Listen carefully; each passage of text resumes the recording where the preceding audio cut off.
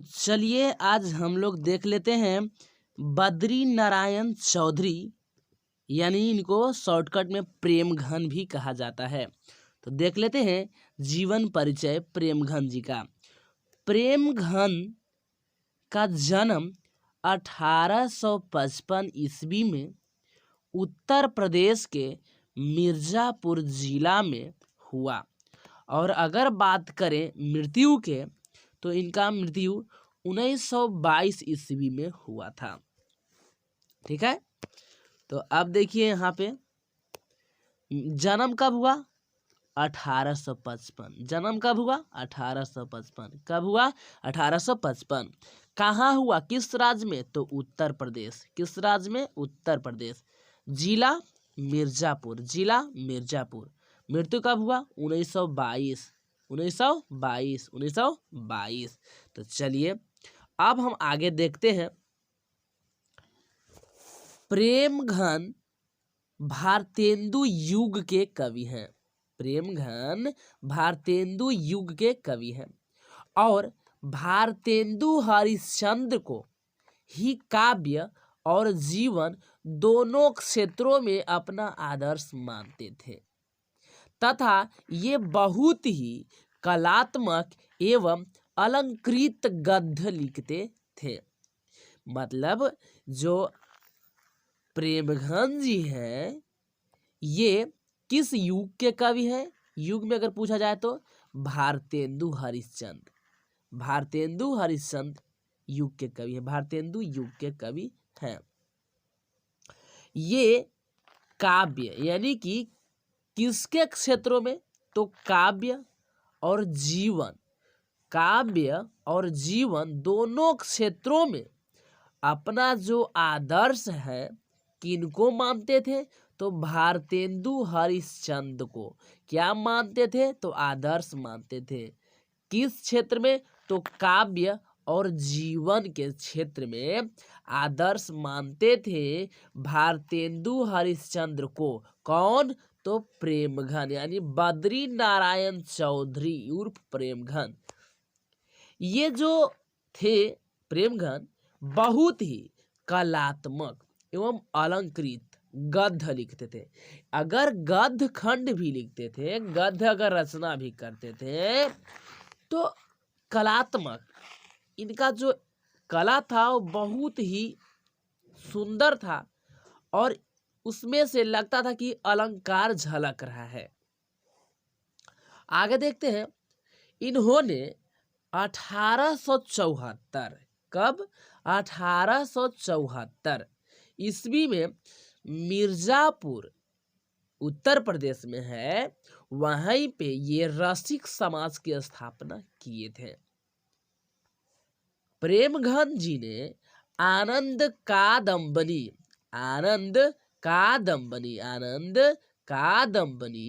मासिक पत्रिका और नागरी नीरद नामक साप्ताहिक पत्र का संपादन किया। यानी कहने का मतलब एक बार रिवीजन कर लेते हैं। ये जो प्रेमघन जी हैं रसिक समाज की स्थापना किए थे। कौन समाज? तो रसिक समाज। कहाँ? तो मिर्जापुर। कब? तो 1874। चलिए ठीक है।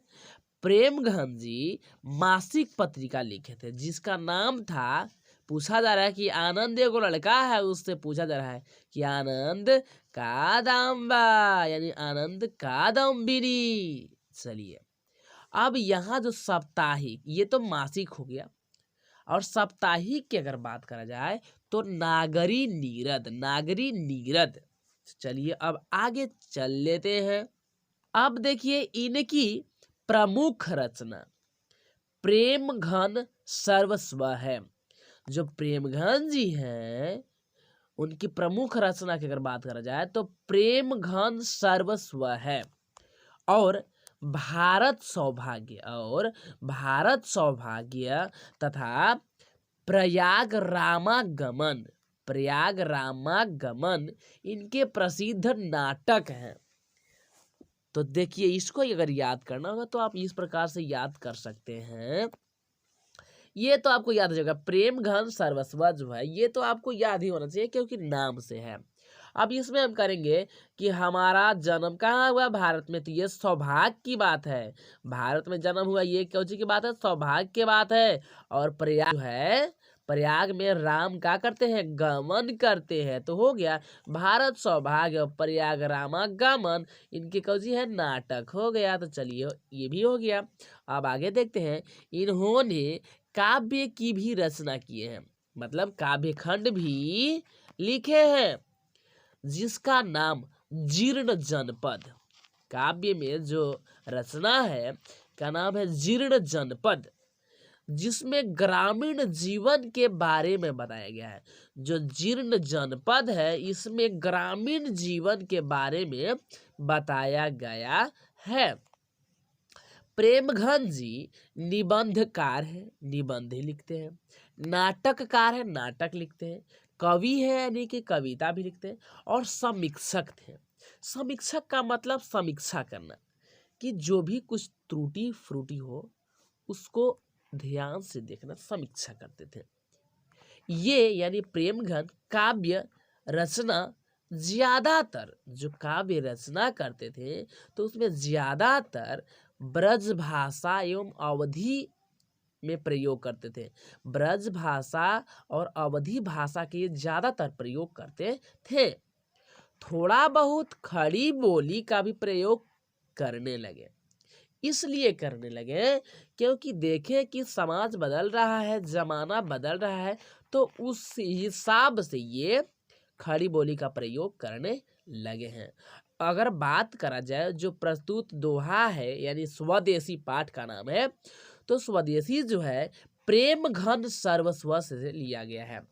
स्वदेशी जो पाठ है कहाँ से लिया गया है, तो प्रेम घन सर्वस्व से लिया गया है, जिसमें कवि बदलते रीति रिवाजों के बारे में बताए हैं कि किस प्रकार से पहले होता था और आज के ज़माना में क्या है। तो यही प्रेमघन जी बताने का प्रयास करते हैं। तो चलिए एक बार रिवीजन कर लेते हैं। प्रेमघन का जन्म कब हुआ, तो 1855। कहाँ, उत्तर प्रदेश। किस जिला में, तो मिर्जापुर जिला में। मृत्यु कब हुआ, तो 1922 ईस्वी में। ये जो किस युग के कवि हैं, तो भारतेंदु युग के कवि हैं। भारतेंदु हरिश्चंद्र को क्या मानते थे, तो वह अपना आदर्श मानते थे। किस क्षेत्र में, तो काव्य और जीवन दोनों क्षेत्रों में मानते थे। ये जो जब गद्य लिखते हैं तो कैसा प्रतीत होता है, तो कलात्मक होता है और अलंकृत गद्य लिखते हैं। रसिक समाज का स्थापना कौन किए, तो प्रेमघन जी किए। कब किए, तो 1874 ईस्वी में। कहाँ, तो मिर्जापुर में किए। ये मासिक पत्रिका भी लिखे थे और साप्ताहिक पत्रिका भी लिखे थे। तो मासिक कौन था, तो आनंद से पूछता है का दाम बा, तो आनंद कांदामणि। और साप्ताहिक जो है नागरी नीरद। नागरी का प्रमुख रचना क्या है, तो प्रेमघन सर्वस्व। और भारत में हमारा सौभाग्य है और प्रयाग में राम गमन करते हैं, ये क्या है, प्रसिद्ध नाटक था। और ये जो काव्य प्रमुख रचना है इसका नाम क्या है, तो जीर्ण जनपद है। इसमें क्या बताया गया है, तो ग्रामीण जीवन के बारे में बताया गया है। प्रेमघन जी क्या क्या है, तो निबंधकार है, नाटककार है, कवि है, समीक्षक हैं। ये ज्यादातर किस भाषा में प्रयोग करते हैं, तो ब्रज भाषा, अवधी भाषा में। और जमाना में परिवर्तन होने की वजह से क्या किए, खड़ी बोली का भी प्रयोग करने लगे। प्रस्तुत जो पाठ है स्वदेशी, वो कहाँ से लिया गया है, तो प्रेमगंज सर्वस्व से लिया गया है। इसमें क्या बताते हैं कवि, तो बदलते रीति रिवाजों के बारे में बताते हैं।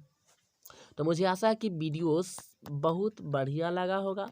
अगर वीडियो बढ़िया लगा हो तो एक लाइक कर दीजिएगा, चैनल को सब्सक्राइब कर दीजिएगा। अच्छा लगे तो एक प्यारा सा कमेंट कर दीजिएगा और अपने दोस्तों में शेयर कर दीजिएगा। और हाँ, वीडियो को हमेशा प्लेलिस्ट में जाकर ही देखें। प्लेलिस्ट का लिंक इसी वीडियो के डिस्क्रिप्शन में मिल जाएगा। और ज़्यादा से ज़्यादा शेयर करें। मिलते हैं अगले वीडियो में, तब तक के लिए धन्यवाद। टेक केयर दोस्तों, बाय बाय।